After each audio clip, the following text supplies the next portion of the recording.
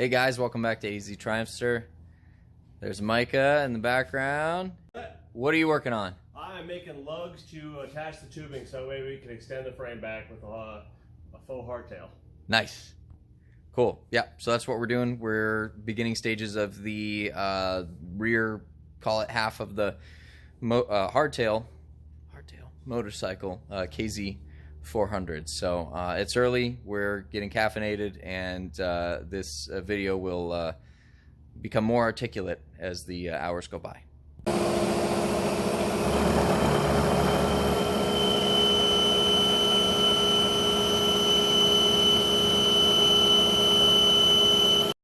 Okay, so there wasn't many check-ins, just because I think if you guys have ever been in this position where you're working on a project, you kind of get in the zone and then time just kind of happens around you, and then next thing you know, it's time to clean up and go home. But this is a relatively our stopping point for today.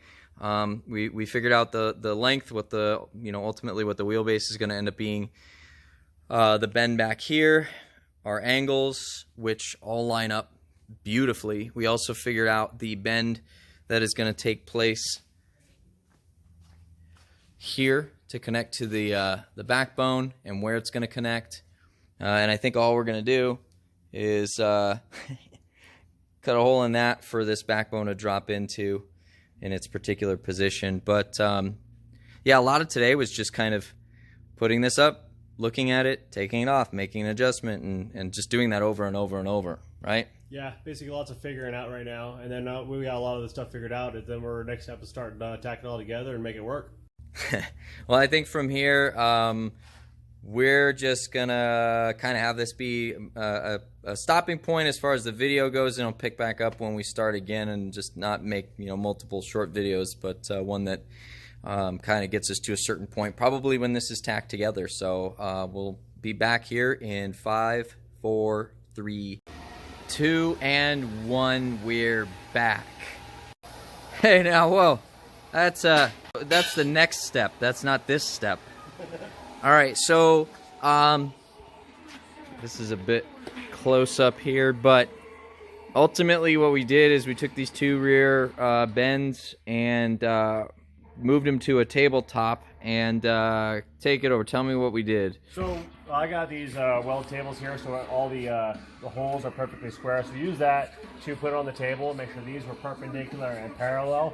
So that way our legs are equal lengths and they are nice and parallel. We took 3 braces and tacked them in there, and then forced with the backbone right here. So that way we know everything is nice and parallel. These we measured out and made sure everything was good to go. And now the next step is going to be tying in the back hoops into the neck. So. Hell yeah. All right.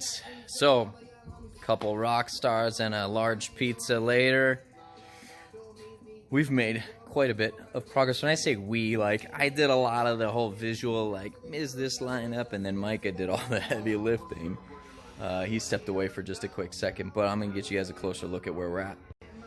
All right, it's just tacked together right now. Yeah, and so these cross pieces that you have in these ones are bracing the frame spacing that we need it to be. This one's permanent, but you've got a direct match between the rear of the motor and this upright piece. Both which are at 90 degrees or exactly straight up. The angle of the backbone and this part of the frame is a continuation of the same degree, and so is the lower rail opposing that. So just absolutely incredible. So now what we're going to do is pull the motor, and Micah, being the talented welder he is, he's going to weld out the frame the rest of the way, and then we'll see where it all lands. All right, I think it's pretty self-explanatory what Mike is doing right now. We've got the motor over there out of the frame. Flip this thing upside down so you can finish out the welds. He did a bunch of the welds with it upright on the table, and we also kind of clamped the tank and propped it up in the way that we're thinking it's going to look best. And you can see some pictures of that right here. Yeah, so really happy with the way this thing is going, and so is Mike, although he can't express it on camera right now. But really awesome.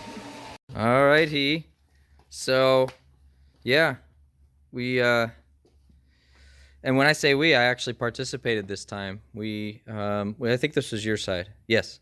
Yeah. This was Mike's side. I did this side. We blended out the welds, so then we could be like, what welds? And it's clean, super clean. And once we take this cross piece out, we'll be able to get in here a little bit better, but I mean, it's already great. Like it never happened.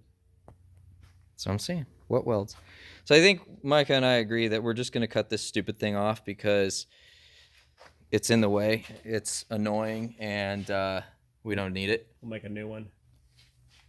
Cardboard. Exactly. Cool. Let's get a... I mean, granted, it's kicked up on the rear rails, but that's fine because you get the idea. Just turn the camera a little bit. There you go. So that's about it for today. We stored the frame up top out of the way where nobody can hurt it. It's safe. So yeah, thanks guys for hanging out. I think this wraps up, I don't know, maybe it's part 2 or part 3. I'm not keeping track. Maybe I should be. But this wraps up whatever part it is, and we'll pick up on the next part, starting some more of the technical aspects of the rear drive, etc. So, all right, guys, that's it. Thanks for hanging out, and ride safe out there.